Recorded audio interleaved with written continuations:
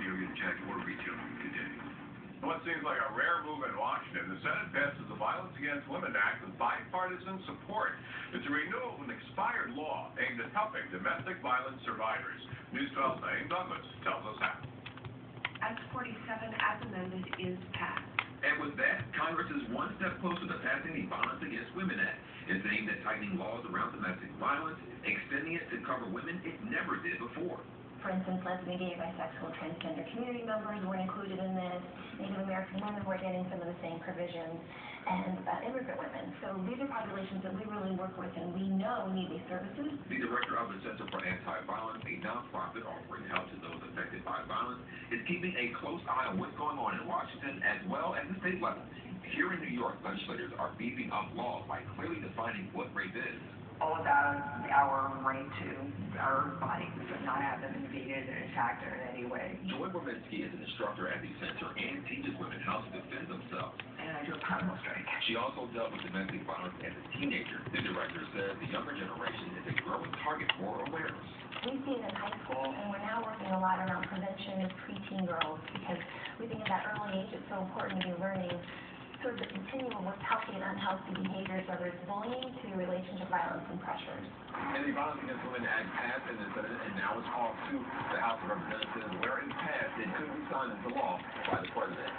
In March, I'm Naeem Douglas reporting for News 12.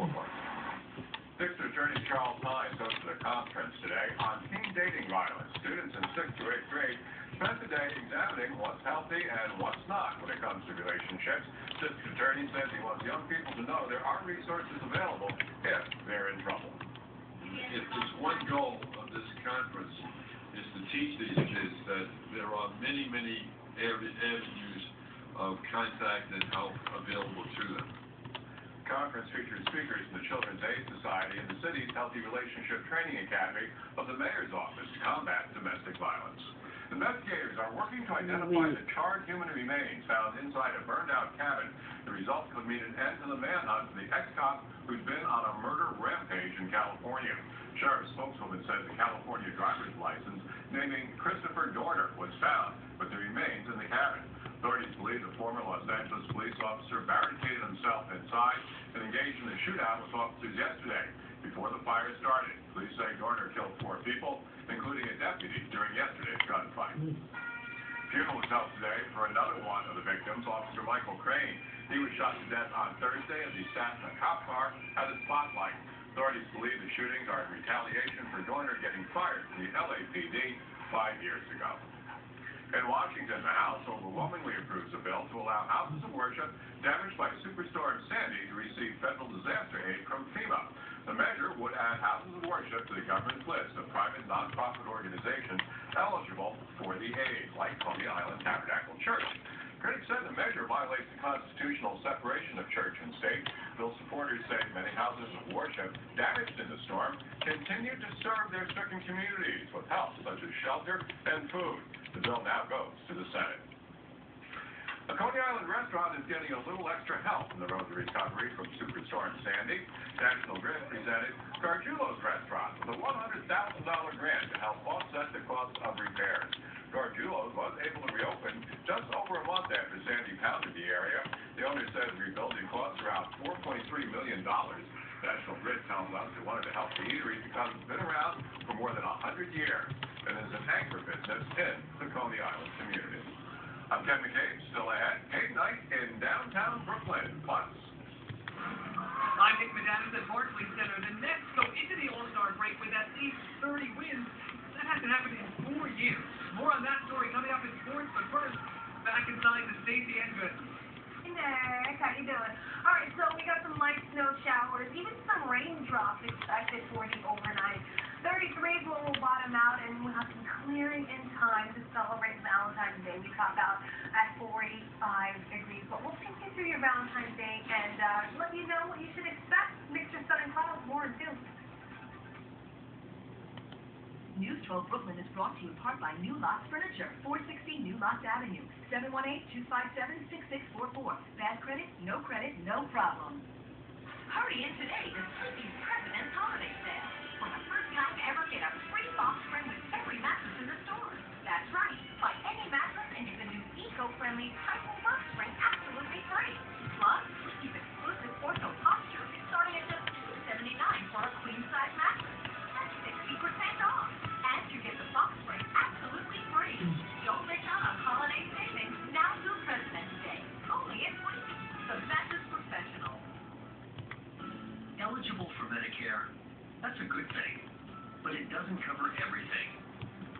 about 80% of your Part B medical expenses. The rest is up to you. So consider an AARP Medicare Supplement Insurance Plan, insured by United Healthcare Insurance Company. Like all standardized Medicare Supplement plans, they help save you up to thousands in out-of-pocket costs. Call today to request a free decision guide. With these types of plans, you'll be able to visit any doctor or hospital that accepts Medicare patients. Plus, there are no networks, and you'll never need a referral to see a specialist. Join the millions who have already enrolled in the only Medicare supplement insurance plans endorsed by AARP and provided by United Healthcare Insurance Company, which has over 30 years of experience behind it. With all the good years ahead, look for the experience and commitment to go the distance with you. Call now to request your free decision guide. News 12 Brooklyn is brought to you in part by New Lots Furniture, 460 New Lots Avenue, 718-257-6644. Bad credit, no problem. Snow in the forecast, but don't panic. Let's go right over to Stacey Ann. Yeah, definitely not, Kevin. This is not really a major storm. As you can see, we have pretty mild temperatures, a vast difference to what we had last week when we had that blizzard. We started off at about 33 degrees, and we'll be back into the 30s once we get into the overnight. So we'll be just above the freezing mark, as you can see. This is our area of concern. Much of the heavy load will be further south, and we could see up to about a few inches. Because the rain is mixed in with that, we may not even see a whole lot of accumulation across our borough. So we're at around 33, 34, give or take a degree for the overnight, 44 out in Bushwick, 47 in Canarsie. Mixture of sun and clouds. It's going to be a pleasant day. The storm should be wrapping up early morning. It's going to be a great Valentine's Day. Pleasant conditions, taking you through brunch. We'll be at around 38, 42 for that midday rendezvous. And then by the late night, we'll be at around 40 degrees at late night dinner around 8 or so. Taking a look now at your 7-day forecast. Temperatures will be topping out near 50 on your Friday. Look at that. And then by Saturday, a few flurries in the mix. And then temperatures will be going up a little bit for your Sunday. And then we'll be back up to about 44 by next week, Tuesday, with some more rain in the forecast. Another look in less than 10. Thanks, Stacey Ann. Many Brooklynites are observing Ash Wednesday. We stopped by services at the Holy Innocents Church in Flatbush. Ash Wednesday marks the first day of Lent. It's time for Christians to ask for forgiveness for their sins. In the Vatican this Ash Wednesday, huge crowds turned out to see Pope Benedict XVI in his first public appearance since announcing his resignation. Here they gathered for his regular weekly appearance. Celebrated Ash Wednesday Mass at St. Peter's Basilica. Defense Secretary Leon Panetta is creating a new military medal as he gets set to retire. Defense officials say it will be called the Distinguished Warfare Medal. It will be awarded to troops who have a direct impact on combat operations from afar. This includes those involved in drone and cyber warfare. Adam Keith joining us now with sports. I don't know if they're streaky, just kind of up or down. You can never tell what the Nets are going to do. Yeah, they have been a little up and down. Lately, they've made a huge improvement from this time last year, Kevin. The Brooklyn Nets begin the day 30-22. That's 5th place in the Eastern Conference. That would put the Nets in a first-round playoff matchup with the Bulls. Our Nick Bananas to that Barclays Center tonight as the All-Star break approaches, Nick. Think about the record 30 wins before the All-Star break. It's been 4 years since the Nets had 30 wins in a whole season. A 5th-place team typically have not seen as a title contender, and that's probably why this week trade rumors ramping up. A trade would just be the latest in a series of moves by General Manager Billy King. Remember, 2 years ago, he traded for Darren Williams. This past summer, he traded for Joe Johnson. King pulled off a sign-in trade for Reggie Evans.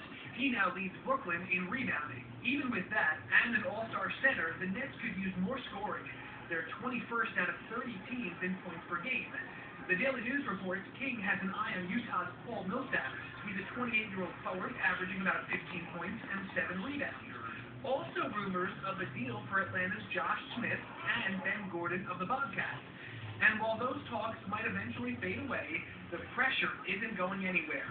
After all, team owner Mikhail Prokhorov called for a trip to the Eastern Conference Finals this year. The trade deadline is about a week away. After tonight, Brooke Lopez goes to the All-Star game. The team is on 4 days. No practice until Monday. At Barclays Center, I'm Nick Bananas. Darren Williams expected back on the court Monday, of course, not playing tonight. resting those swollen ankles. All right, Nick, thanks a lot. Of course, Nets and Nuggets highlights. A lot of them coming up here later on this evening. Elsewhere, Brooklyn's ASA Institute hosting Monroe. It's came on a 14-game winning streak. First half, ASA down 4. Ian Davis, that was just Rasheed Dorr. He had 12 points. And then Davis goes behind the back, sets up Daquan Brickhouse for an open three. ASA has